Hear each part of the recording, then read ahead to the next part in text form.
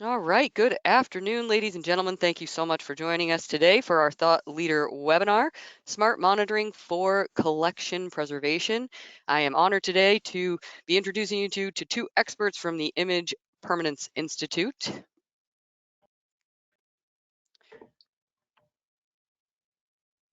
Before we jump into that introduction, I would just like to take a moment to introduce who we are. My name is Taryn Picard, and I work for Hobo Data Loggers, which is now a part of Lycor. Both of the Hobo products and the Lycor products are designed to help you collect accurate and reliable data. Together, both companies have over 50 years of experience, so I would say we're experts in the industry. We are world leaders in data loggers and monitoring devices. We are both ISO certified and been in business for over 50 years. A little bit about the webinar. So this webinar will run for approximately 50 minutes. We will do our best to save roughly 10 minutes at the end to answer any questions you have. Feel free to type those questions into the control panel section that says questions as the webinar is going along. And if we can address them as we're going through the presentation, we certainly will, but otherwise we'll make sure we reference back to them at the end to get those questions answered. Common question that comes up that I'm going to address right away is that will this webinar be recorded? It absolutely will. Give us about a day or two and we'll get that recording sent out to you via email. All right, the good stuff. So let me jump in and introduce you to today's presenters. We have Jay Gutierrez, who has over 20 years of experience as a preservation administrator, photograph conservator, and conservation educator. Jay provides leadership and strategic direction for IPI. And also we have Emily Burnell, who's the Sustainable Preservation Specialist. Emily supports institutions with sustainable preservation through education and consulting, bringing expertise in environmental studies and experience from fellowships focused on science, communication, and sustainability. So with that, I am going to turn it over to our experts and enjoy the webinar, everyone. Great. Thank you, Taryn, for the introductions and, of course, for the invitation to be a part of your Thought Leader webinar series. This afternoon, we are going to provide an introduction to the Image Permanence Institute. That's where Emily and I are both coming from today. A little bit of context and background on our research here at IPI and how that has informed our web-based software eClimateNotebook. We're also going to do a high-level introduction to why preservation environmental monitoring is important in collection spaces and the role of temperature and relative humidity on collections preservation. And then end with some discussion about the types of hobo loggers that work well with eClimateNotebook and an overview of some of the features and functionality in eClimateNotebook that help inform preservation decision making. So for those of you who are new to IPI, the Image Permanence Institute is an academic research center here at the Rochester Institute of Technology in Rochester, New York. And our mission is to support the preservation of cultural heritage collections in libraries, archives, and museums around the world. We achieve that mission by maintaining a very active preservation research program. And our research informs and advances professional level education and training programs, publications, consulting services, and the development of practical preservation resources and tools. On campus, IPI resides in a 7,000 square foot space in the Gannett building of the College of Art and Design at RIT. And our staff members include preservation research scientists, sustainable preservation specialists, materials testing researcher, software developers, and business operations personnel. Together, the staff provide expertise in research and dissemination skills that we apply collaboratively to creating professional workshops and webinars, developing web applications and publications like eClimateNotebook, which we'll talk about today, and providing consulting services.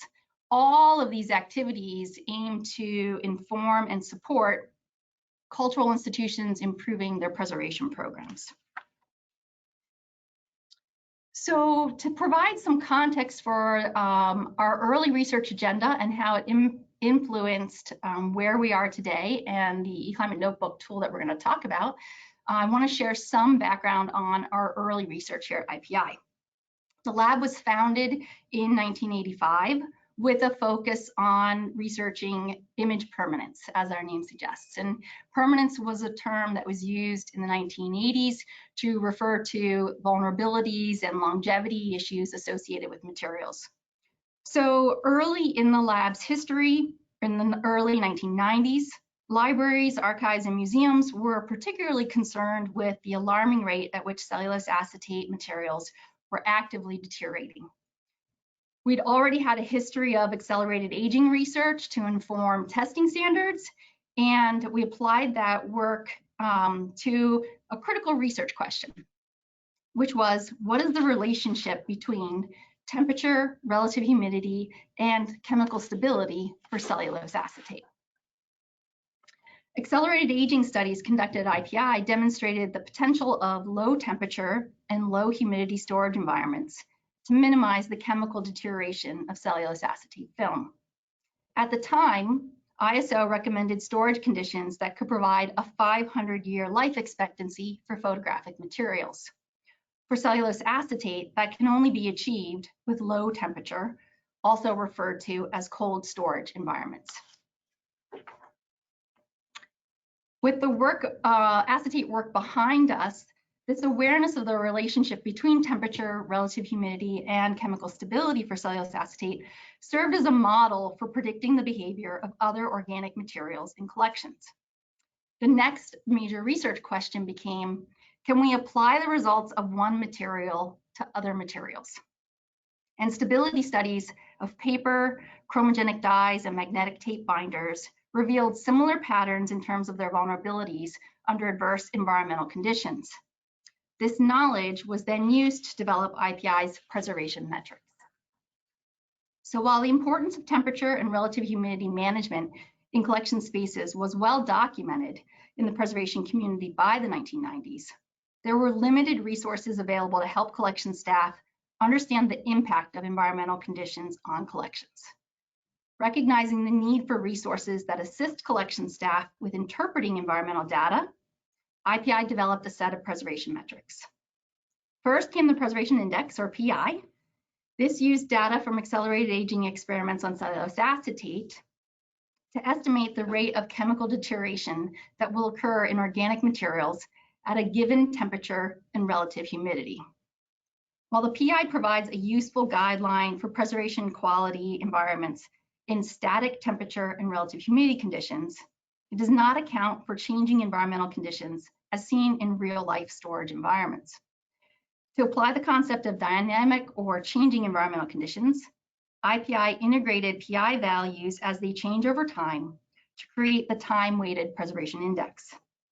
Ultimately, the PI and TWPI provide a method of quantifying and describing the preservation quality of the environmental conditions in a collection space. That is the background that we're going to provide today on preservation metrics. We're going to spend some more time looking at how preservation metrics are represented in eClimateNotebook and how they inform these tools. But if you would like to know more about the history of the metrics and the research behind them, I would point you to this paper published in 2023, Context, Development, and Intent, an Introduction to the IPI Preservation Metrics. It's an open access essay that was published by Heritage in 2023.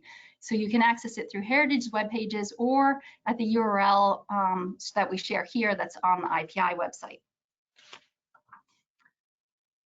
All of this is to say that with all the research that was pointing to the importance of temperature and relative humidity, and Emily's going to expand on that in a couple slides here next, IPI began to focus part of its agenda on creating resources and tools that helped collection staff evaluate and analyze environmental data.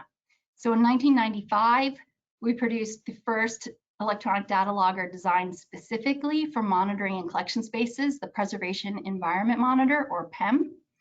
And that was redesigned in 2007 and manufactured until 2020. So we don't manufacture and sell PEMs anymore, but we do still service them. And there are many still in use in the field. In 2004, then, IPI launched its first desktop software used to evaluate and analyze environmental data. And that then became what is now eClimateNotebook, a web-based software that was launched in 2012. And recently, we've been conducting a multi-year upgrade and rewrite of eClimateNotebook. So the new version of eClimateNotebook will be launched soon this year. And that's the version that we're going to show images of later in this presentation today. So before we get into more about eClimateNotebook, Emily is going to talk a little bit about why monitoring temperature and relative humidity in collections is important.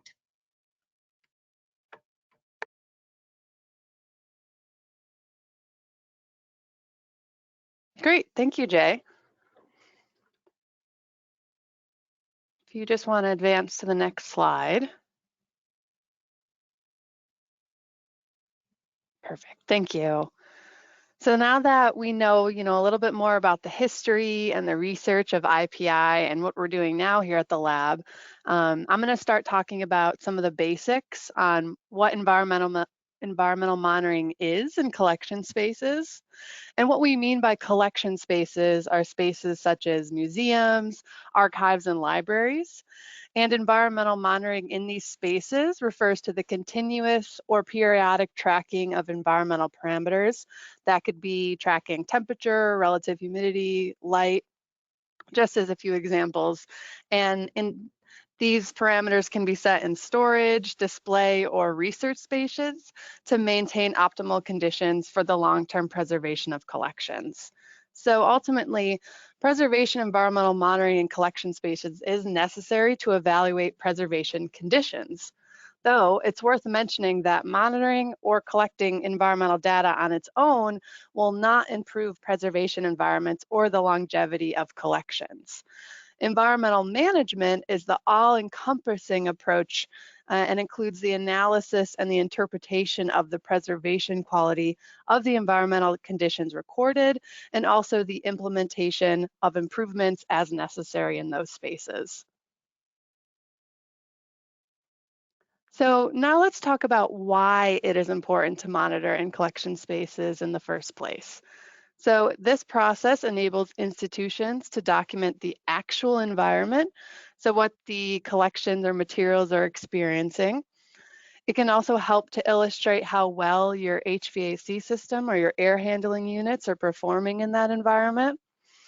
And it also informs data analysis from environmental monitoring that will allow for an opportunity to head off potential preservation problems and see clearly how conditions are impacting the life of the collection.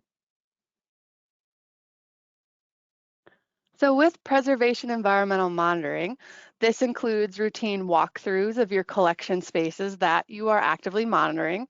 And whether you're downloading that information from the loggers manually or via Bluetooth, which we'll talk about a little bit later, this requires your team members to physically walk around the collection, as you can see here, Jay in the picture on the left is doing. And this is just another great way to make sure you have a more holistic picture of what your collection is experiencing and something you might not be able to ascertain just from the data alone. Now, when we talk about the risks associated with deterioration of these materials, there are many different factors that people in the field of cultural heritage consider or monitor for. So here on our screen, we have the Canadian Conservation Institute's 10 agents of deterioration. So they are incorrect temperature, incorrect relative humidity, water, pests, pollutants, disassociation, thieves or vandals, physical forces, light, and fire. So for environmental monitoring and preservation spaces, the agents of deterioration that we're interested in monitoring or focusing on are incorrect temperature and incorrect relative humidity, as all collections experience these conditions on a regular, ongoing basis. So there are definitely loggers out there that can help monitor, detect some of these other risks, but here at IPI, we focus on monitoring temperature and relative humidity because we've known for a long time in the cultural heritage field the significant impact on the preservation quality that these agents can have. And because of this, IPI has devoted decades of research to exploring more about incorrect temperature and incorrect relative humidity. So this leads us to the three categories of environmentally induced decay. These are what can happen to collection materials when there are either improper temperature or improper relative humidity, and they are biological decay, chemical decay, and mechanical decay. So starting with temperature, there are several ways in which temperature can impact the preservation quality in a collection environment. What we know is that sustained high temperatures will increase the rate of organic materials deteriorating. Inversely, cool temperatures will slow the rate of chemical deterioration. However, temperature cannot be lowered without also considering or managing relative humidity. And we're going to talk a little bit next about relative humidity and the role of that. And also at higher temperatures, there's an increased risk of biological activity, and insects are more active at warmer temperatures, and also the impact of mold growth increases. So what does this type of deterioration look like? So this type of deterioration would be chemical decay. And although chemical decay is due to both temperature and relative humidity, it mainly occurs with prolonged periods of high temperatures. And this is the main driver of natural aging or chemical decay. Well, for plastics, such as cellulose acetate, these plastics can experience warping and shrinkage. So here we see that image on the print on the top right. Other examples of deterioration or chemical decay can be red rot or embrittlement, yellowing or fading of papers. We see that evidence in the middle pictures in the books collection, and also metal corrosion, and we see that in the film cans on the picture on the bottom left that are experiencing some corrosion. So just as with temperature, there are several ways in which relative humidity impacts the preservation quality in a collection environment. Relative humidity basically determines the amount of water contained within collection objects, and high RH, which is generally over 65%, can result in mold, metal corrosion, and mechanical damage as these objects expand with water. And low RH, generally below 30%, can also result in mechanical damage as objects shrink. So what does this type of deterioration look like in objects when there's improper relative humidity? Well, this is what we refer to as mechanical decay or deterioration, and that is defined as a change in the physical structure of an object. Environmentally induced mechanical decay is primarily driven by extremes in relative humidity. So either very high or very low relative humidity. So key point to remember in this type of decay is excess amounts of moisture. So high RH can cause expansion, sagging, warping, and permanent deformation. And here we see evidence of that in this wooden table and in the picture on the left. And adversely, excessive dryness will lead to contraction, brittleness, cracking, tearing, and buckling. Here we can see the unfortunate crack that happened here in this wooden statue in the picture of the bottom right as an example of that mechanical decay. Another type of deterioration driven by both heat and excessive moisture is biological decay. This is caused by the attack of biological organisms such as mold or insect activity. As previously mentioned, increased temperature can lead to an increase in pest activity. And when this is combined with an increase in moisture, the risk increases. Mold spores are always present in our environment. And so when they're in a prolonged high relative humidity conditions, such as above 65%, they will propagate. And active mold enzymes can digest organic materials such as paper and textiles, and weaken or even destroy these materials. Mold and biological decay can unfortunately be devastating for objects in a collection, as we see in all of these picture examples. It can cause total loss in collections, and even though scenarios such as these books are more extreme examples that we're trying to avoid, it's definitely worth noting that any of these modes of decay that we mentioned can result in a loss of collections, and this is driving home, the importance of preservation and environmental monitoring. So now that we've discussed why monitoring and why monitoring temperature and relative humidity is so important, we're going to move on to some of the technologies we use to document and analyze the preservation environment. So one of these technologies, Jay already mentioned earlier in the presentation, of our PEMs, or preservation environment monitors. And these are example of data loggers. So when we use data loggers, how do we in these collecting spaces decide on what type of data loggers to use? Well, essentially, all devices are acceptable depending on your institution's needs. The best method depends on the needs of your institution and your environmental management team members. A one-size-fits-all approach might not work, and it's okay to use different data loggers in spaces with different needs or priorities. There's a lot of different brands out there of data loggers that institutions can use in environmental monitoring. We at IPI have a partnership with Lycor and Hobo data loggers, and there are several of their data loggers that integrate very well with our software eClimateNotebook. So in this slide, I've laid out the basic 3 options of the different types of data logging options that there are currently in the field. So what we have here is manual, Bluetooth, and wireless. So to start with manual data loggers, these are standalone loggers that require a USB drive or a USB micro cable to download data. A benefit to using these type of loggers is that it does require that physical walkthrough of collection spaces, which we talked about as very important.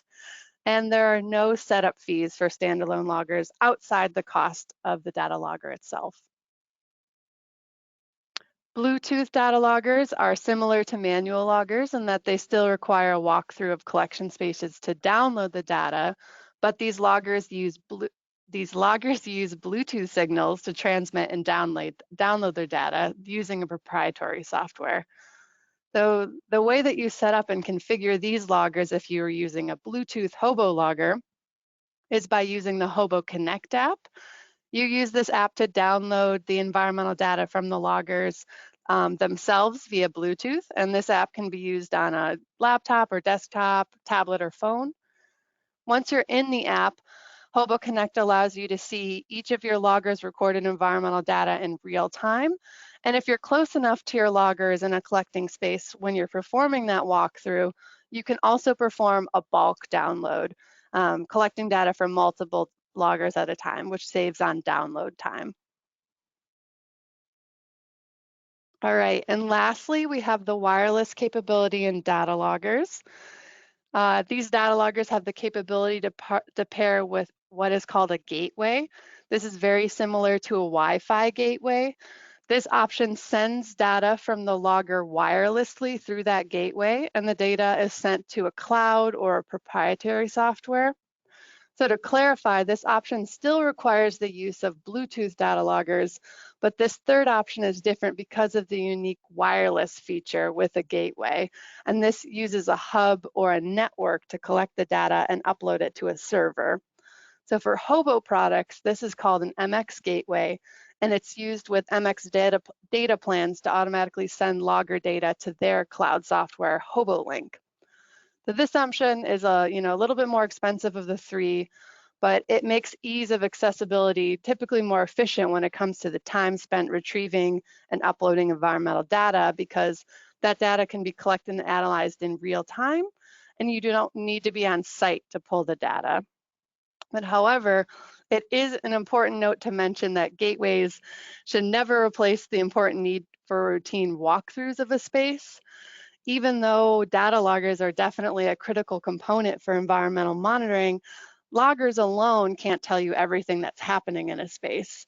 And that's, again, just why routine walkthroughs within your collections is still very important. Okay, well, now that we've discussed a little bit more information about environmental monitoring and the impact of temperature and relative humidity on collections, and about data loggers and environmental monitoring, we're going to move on to the last portion of the presentation, where Jay is going to take us through a little tour of the high-level features and functionality of our software eClimateNotebook. Great. Thank you, Emily.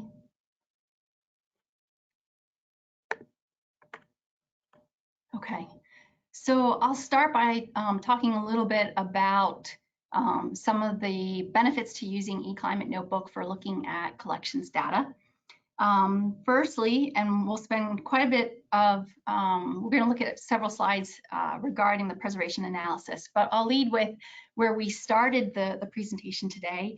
eClimateNotebook has integrated IPI's research on quantifying preservation risks associated with environmental data, and can provide early warnings of potential risks and help collection staff work with their facilities to make adjustments to reduce those risks. So we'll talk about what that looks like in the software, showing examples and how collection staff can use the metrics to better interpret and understand their data. We also have focused on making sure that the software is collaboratively accessible. So subscriptions allow for multiple users depending on the level of subscription in use.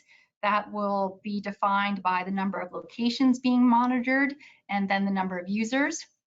Because it's a web-based software, users can access eClimateNotebook wherever they have internet access and can access the URL.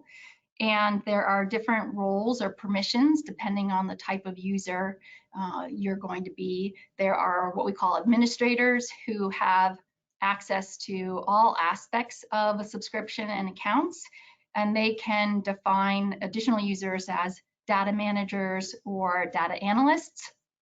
Data managers, similar to admins, can create locations, upload to locations, delete locations, edit locations, whereas data analysts can view and analyze data for all locations. Analysts are unable to create new locations or delete locations. So depending on the level of involvement for different team members, you can determine what access suits each individual's needs accordingly. As we've discussed with the introduction to IPI, we are not a software company. We are an academic research center here at RIT, and we are actively involved in ongoing material studies and preservation research to better understand new materials. We've been looking more recently at 3D printed materials, and foams in addition to plastics, building on the legacy research here at IPI. And that informs how we support eClimateNotebook. And our goal in part with the rewrite is to enable the addition of new features and functionality in response to ongoing research more easily in the future. Emily has talked a little bit already about what kind of loggers can be used to collect data that is uploaded to eClimateNotebook. So here under compatibility, you'll see that eClimateNotebook is able to ingest CSV files. And so there are a wide range of devices that produce CSV files.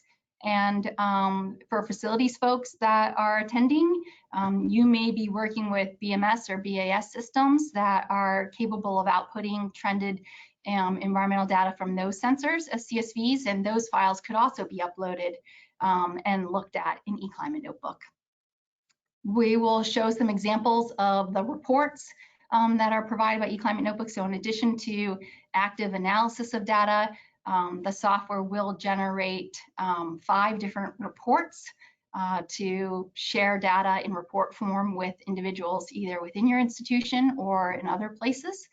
And finally, at IPI, we do provide technical assistance for the software. So if you're having any challenges uploading or using sort of core features and functionality of the software, we're one email or phone call away in terms of helping you work through those challenges. So these are some of the benefits of using eClimateNotebook for your collections environmental monitoring work. For today's presentation in this webinar mode, we're not doing a live demonstration of eClimateNotebook.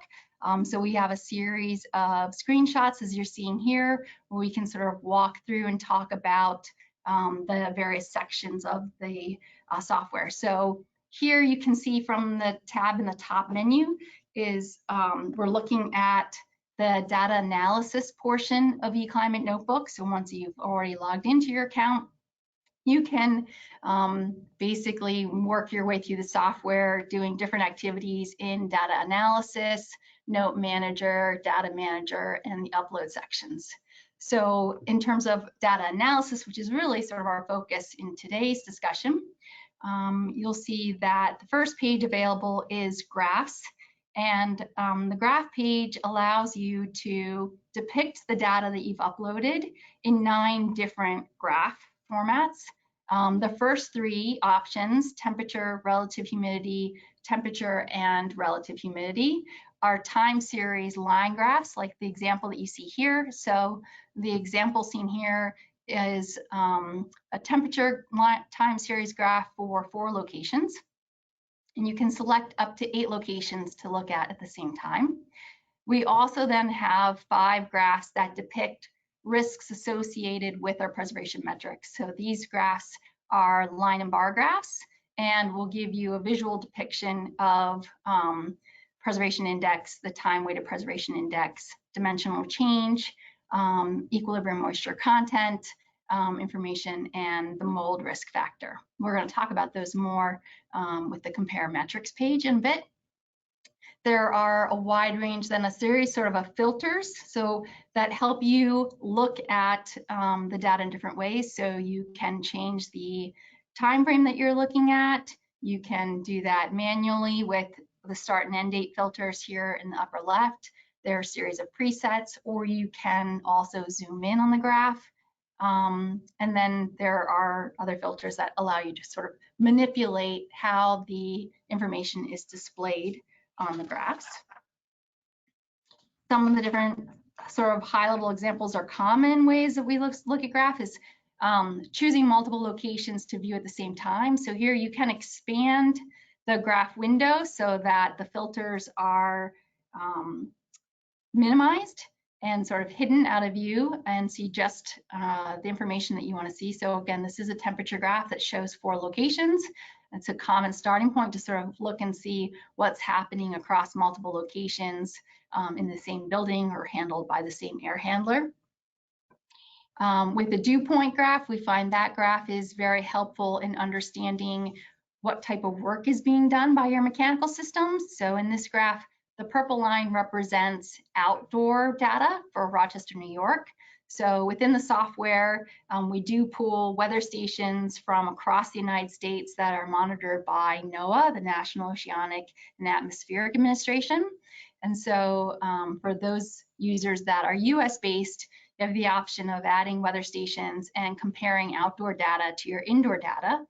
So in this instance, the green line represents an indoor location, and we can see that quite a bit of work is being done in that space to control the dew point, to remove moisture or add moisture as necessary as the outdoor dew point is changing over time. And when reviewing line graphs on a regular basis, they can often sometimes sort of point out anomalies or significant changes in environmental set points. So here you can see from the left side, which starts in October of 2024, that the relative humidity being depicted here was sort of pretty steady for 2 months, and then had a significant change before going back to 50% relative humidity. In this case, this was an instance where a system malfunctioned and stopped humidifying, and so there was a loss in humidity control, resulting in very low RHs for a portion of this monitoring period. So looking at your data on a regular basis graphically can help call out issues like this.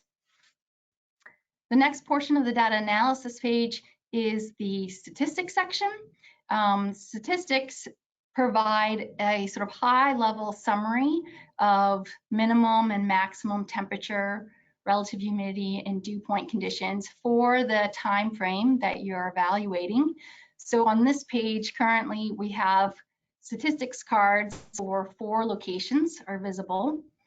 And in addition to those sort of common metrics that can give you a sense of how much variation there was over a space in the time that you're looking at, an important feature for understanding how your spaces are performing with regard to your expectations is the limit analysis feature. So on the left, in the filter box, we can see that the temperature limits and RH limits and dew point limits have been populated. So for temperature, the limits are 60 to 70 degrees Fahrenheit. And if we look then at the rectangle that's highlighting the limit analysis portion of the 2 locations at the top of the page, we can see that for temperature, the first location, the museum south wall, spent about 55% of its time in that 60 to 70 degree range. And so you can get a sort of a very quick sense of, is that space where you expect it to be in terms of your temperature limits? If we look to the middle column for that card, we see that the RH was below 35%, 37% of the time, within the 35 to 55% range about 42% of the time, and above 55% about 20% of the time. So this would give us a sense of, like, if these spaces are not performing the way we would like them to or within the limits, what kinds of actions might we need to take to make those spaces perform better if possible. So the limit analysis is certainly very, very useful in understanding performance of spaces. Pair that then with the compare metrics page, and the metrics page is where the preservation metrics are pulled in. So here in this table, again, we have the same 4 locations that we were looking at statistics information for, and just to the right of the date range column, you'll see 4 columns for natural aging, mechanical damage, metal corrosion, and mold risk analysis. And each of the icons there tells you whether or not you have a risk or no risk related to that particular type of deterioration or decay for that space. And so if we talk a little bit about what do these icons mean for folks who are familiar with the current version of eClimateNotebook, you'll know that our current sort of warning colors are green, gray, and red. So we have updated the icons and the colors here to green, yellow, and red. I'll talk a little about what that looks like. So for the first preservation metric, which is the time-weighted preservation index, or TWPI, TWPI is giving you a sense of the rate of chemical decay in a space, and it's used to evaluate or compare spaces. The higher TWPI, the slower the rate of chemical deterioration for organic materials in that space. So we want high TWPI values. So essentially, for the interpretation of TWPI in eClimateNotebook, when you have that green check mark for a location, it means that your TWPI is higher than 75, which is a slow rate of chemical decay.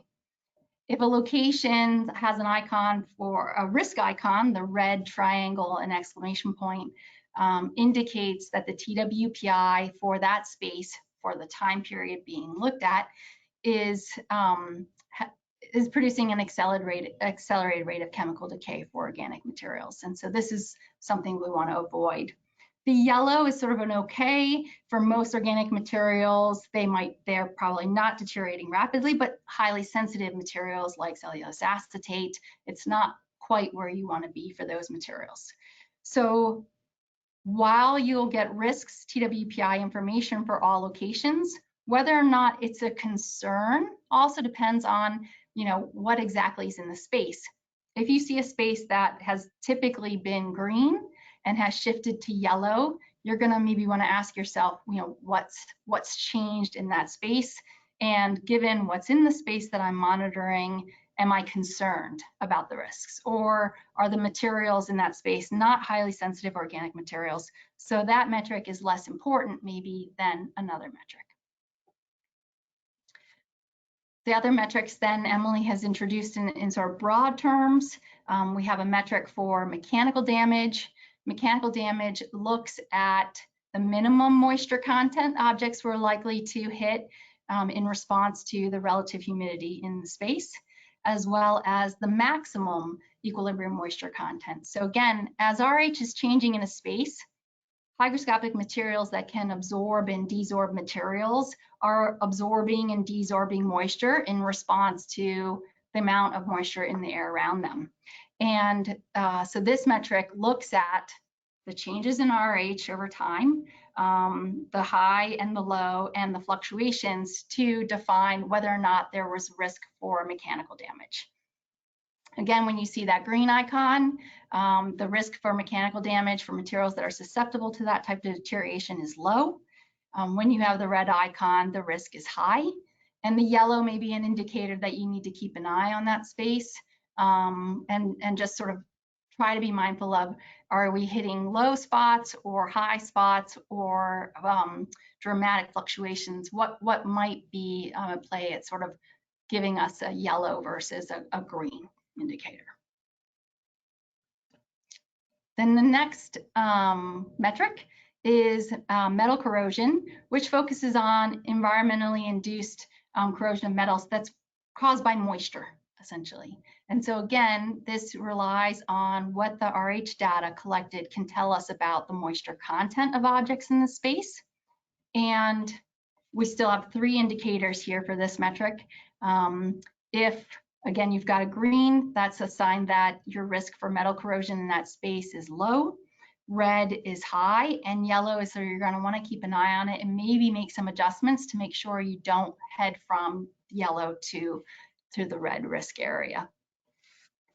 Finally, the last preservation metric that's incorporated into eClimateNotebook is the mold risk factor.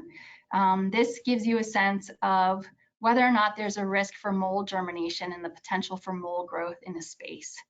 The mold risk factor only has 2 indicators. It's the only metric with 2 indicators instead of 3.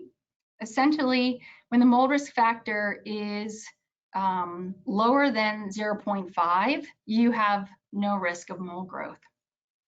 A mold risk factor of 0.5 or higher indicates that mold spores are halfway to germination, and therefore you have a greater risk of getting to a 1 where mold risk can occur.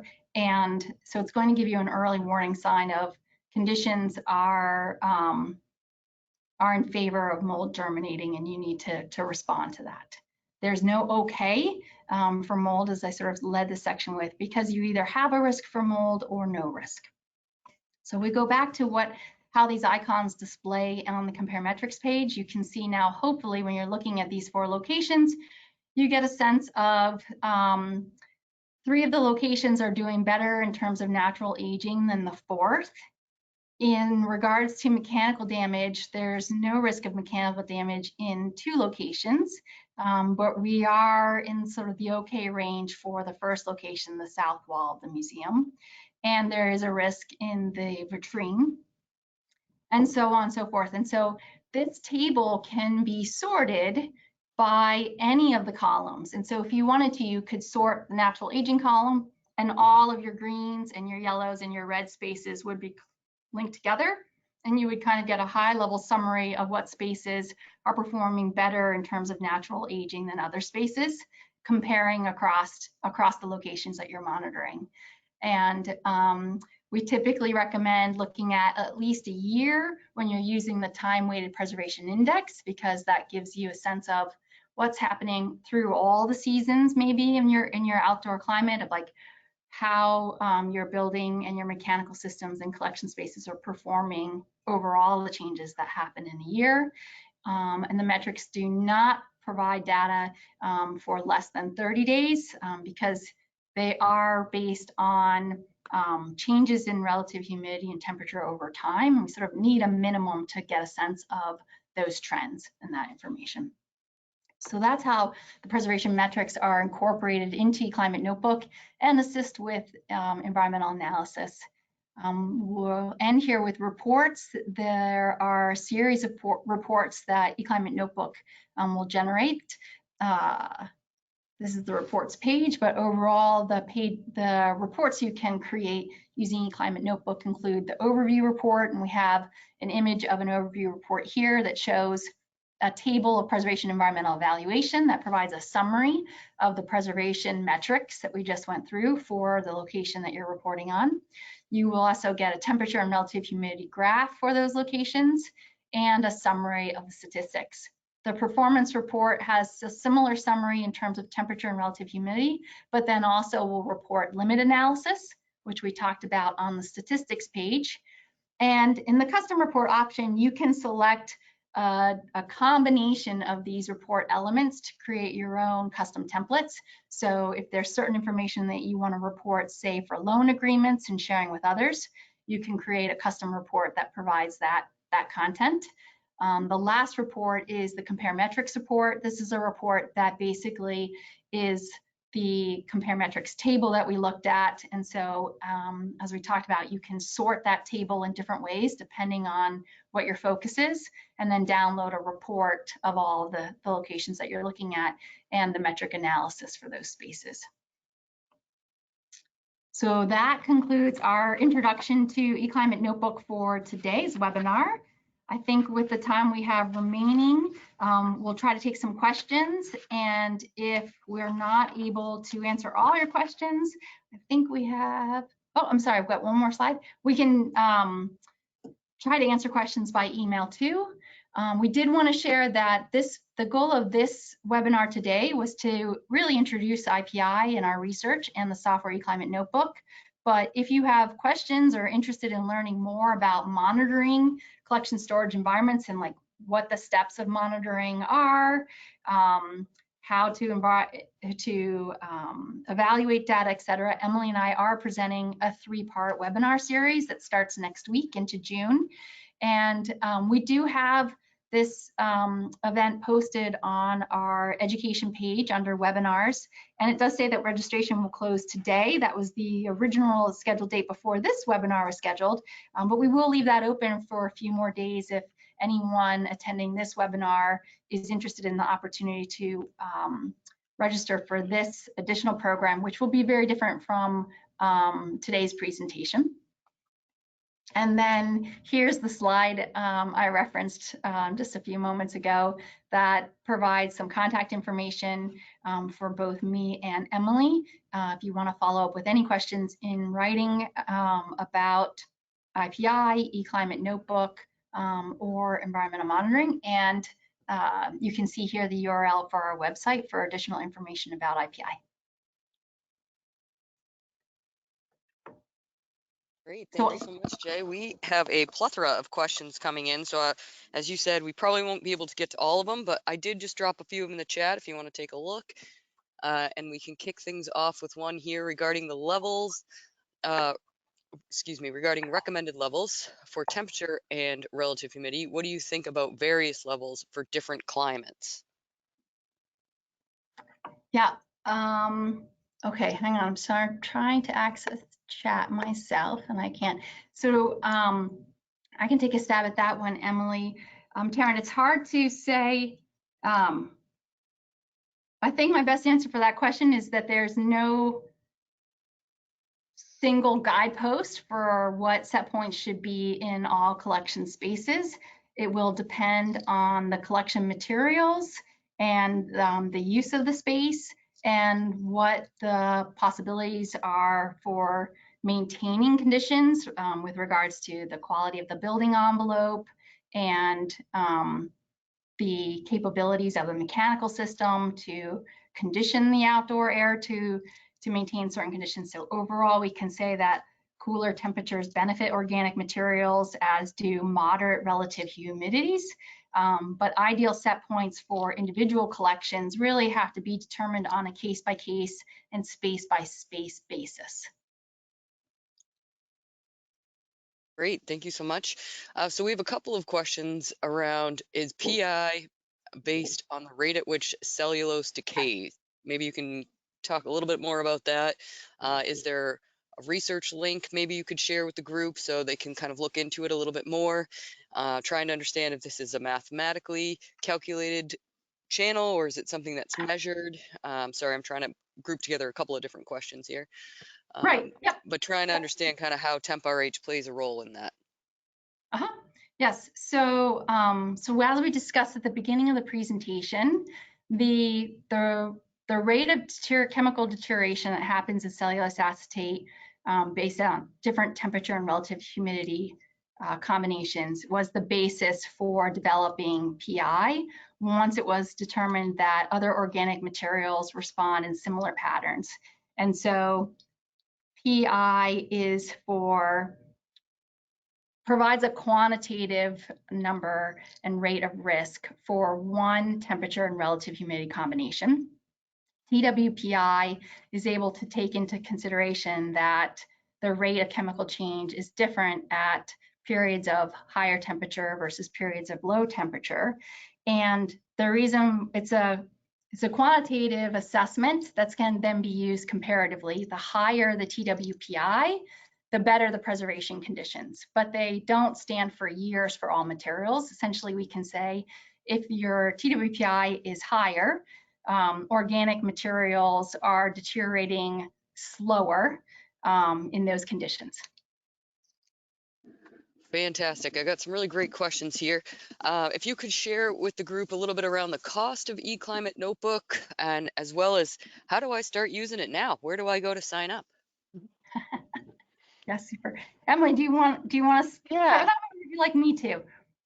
Well, I'm actually I'm putting in the chat the link to the preservation metrics that they were asking about, where you can find that PDF, and I was also going to post the link on eClimateNotebook. So while I'm doing that, if you wouldn't mind answering, that would be great. That's great. Yeah, Emily, can you do the page that's like the ECMB frequently asked questions page? Yeah, That'd be great. perfect. Yep. So, for a high-level overview, the current version of eClimateNotebook has 4 subscription levels, but the version we're preparing to launch has 5 levels. And the first level starts at $15 a month, so it's $180 a year, and that allows you to upload data for 10 locations for 5 users. And then the level 4 is 150 locations and 30 users for $1,800 a year. So it gets progressively more expensive as you're monitoring more locations. And the goal is essentially to try to make it as accessible as possible to a wide range of institutions. So that link that Emily's sharing will give you some more information about the different subscription levels. And I think, did I miss a part of that question, Taryn? No, I think that was a good answer to that. One other question that came up, and I feel like I should know the answer, but I don't. How often should you be collecting the data off of the data loggers? Yeah, that's a great question. It's interesting. There are no standards for environmental monitoring that we can sort of point to and say, like, this is the frequency required. Typically, we recommend that no longer than a month, because at least looking at the data, because the longer you wait, the greater the potential for a problem to go unrecognized. So in some instances, you might decide, like as an environmental management team, to look really closely at data on a quarterly basis to see things like seasonal trends or maintenance changes and things like that. But the reason we sort of emphasize walkthroughs and why we like loggers like the Hobo loggers that are part of the partnership is loggers that have displays allow you to do walkthroughs as frequently as you'd like. So in my previous position, for instance, I always did walkthroughs of the main vaults after severe weather events, just to make sure that we didn't have any incidents with the building envelope that could be affecting collection spaces. And when you do those walkthroughs, which are part of just monitoring, right, of collection spaces, you can also look and see what's happening at that time on your display. And if you're downloading data on a monthly basis, even for sort of just a quick check at temperature, relative humidity, and the risks, you're not going to miss something, you know, for an 8, 10-week, 12-week period where, you know, the longer something is unrecognized, the greater the problem can become. Excellent. And we're going to talk about those factors to consider in the webinar series when we sort of talk more about monitoring programs themselves. So another question that came up, which is interesting here, if someone has to report out weekly, but most of what you've been speaking about is more on the 30-day mark, is that data not valuable or useful? Does it have to be 30 days? And is a year's worth of data more accurate? That's interesting. So I could see where someone might sort of say, if you have a space that has historically underperformed or been high risk, that you would want to keep a closer eye on it and monitor more regularly, if that makes sense. But in terms of changes to objects, right? In terms when we talk about TWPI and looking at a year, the reason why a longer period for TWPI is valuable is because chemical deterioration is fairly slow. In the context of this sort of time, you're not going to dramatically change the condition of an object through chemical deterioration or change in natural aging within 7 days. So that's where looking at seasonal trends in terms of TWPI and annual trends, and like how can you make improvements so that TWPI is higher overall from year to year, is a good way to look at how are we managing the rate of decay in this space. Excellent. Karen, Thank you. really quick. Sure. I'm just making sure that my links that I posted on everything are going to everybody on the webinar. I think I might only have the capability of doing to organizers and panelists. That looks like it is correct. So Okay. I And if you're will just fine with reposting those links too, yeah, that's totally fine. absolutely. Go Thank right you so ahead much. and Just wanted to make sure everybody has those. that to everyone. Excellent.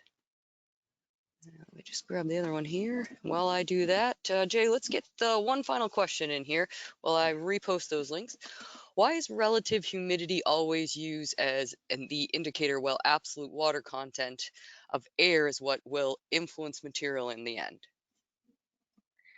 Yep, so in collections we talk about relative humidity because that's the indicator of how much moisture objects are absorbing or desorbing. So the higher the relative humidity in the space, the more moisture the objects have potential to absorb and respond to. And when the RH goes down, the objects are going to lose moisture because they're trying to equilibrate to the relative humidity in their space. So this is for hygroscopic materials. Hygroscopic materials are equilibrating, all materials sort of equilibrate to temperature. Temperature changes pretty quick. We have a lot of like real life experience with that when we think about moving objects around or taking an object out of the refrigerator and letting it on the counter, right, for a while. Temperature change happens pretty quickly. Moisture equilibration happens more slowly, and that's driven by the relative humidity in the space, the relative humidity level. And depending on the moisture content of an object, as the relative humidity changes around it, it's going to respond to those changes as it tries to equilibrate with the space. And so it's also easier, we can measure it with RH sensors. So temperature sensors and RH sensors are what we have in these electronic devices. So that's the data that we can collect to understand how the objects in the space, what the objects in the space are trying to respond to or equilibrate to. We also look at dew point quite a bit to understand what kind of work is happening in the space. If we compare dew point, the outdoor dew point to the indoor dew point, we know like what's happening to the air that's being brought from outside into the building and conditioned to meet the indoor conditions.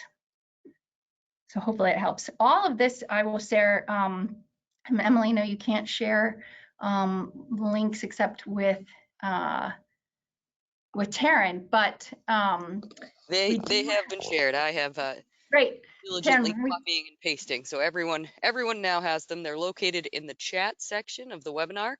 nice. And my favorite question, which I always try to address at the beginning, but it never ceases to come up at the end. This webinar is being recorded, and don't you worry, we will send out a copy of the recording. Just give us about 2 or 3 days, and you'll have that in your inbox.